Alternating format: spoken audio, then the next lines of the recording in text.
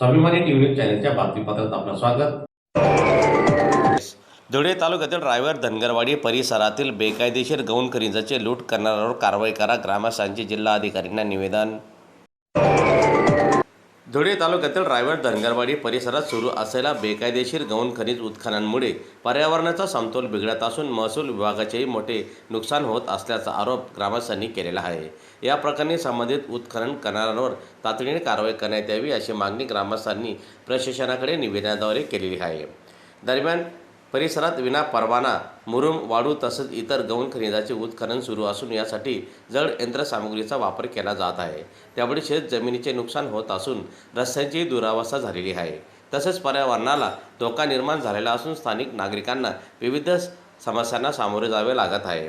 बेकायदेशीरपणे उत्खननामुळे शासनाच्या महसुलाचे देखील मोठ्या प्रमाणात नुकसान होत असल्याचे महसूल, खनिज कर्म व पोलीस प्रशासनाने संयुक्तपणे तपास करून दोषींवर कठोर कारवाई करावी अशी मागणी ग्रामस्थांनी निवेदनाद्वारे केलेली असून अन्यथा तीव्र स्वरूपाचे आंदोलन करण्यात येईल असा इशारा देखील ग्रामस्थांच्या वतीने प्रशासनाला देण्यात आलेला आहे।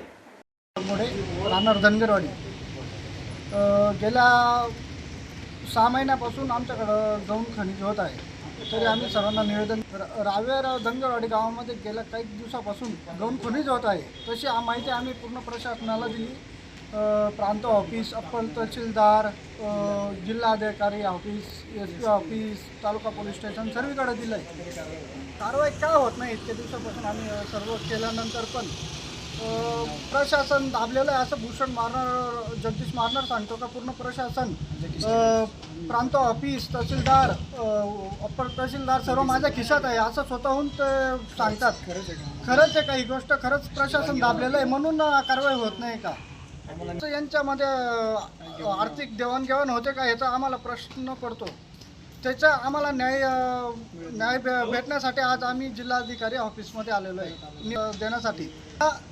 पुढच्या सोमवार येत्या 15 तारखेला आम्ही आमरण उपोषण करणार आहे।